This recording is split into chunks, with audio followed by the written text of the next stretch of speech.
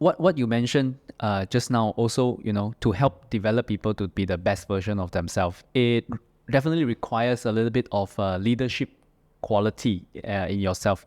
And this leadership quality, do you feel that it is something that everyone can learn and have this ability, or somehow it will be more apparent in somebody compared to the others? I believe that everybody has the ability to lead, but it depends on the situation, right? So I'm a strengths coach, right? So each of us will have, whether it's a function of nurture or nature, each of us will have certain innate strengths, talents, or instincts, right?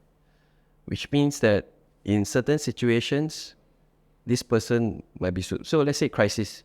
In a crisis, this person might be suited for crisis. Non-crisis, let's say everything is okay, blue sky, you want collaboration and all that. Then another person might be more suited, right? Then if you're talking about, transforming, right? Change management. Okay, what kind of leader do you need then? So I would say it really depends on the context that we're looking at, and what the individual's inclinations are when it comes to leadership. However, in the future, as the pace and frequency of change increases, leadership would mean that a leader will need to know how to adapt his or her leadership styles. Yeah, and this can be cultivated, but it's not as straightforward as many people like to make it seem. Yeah.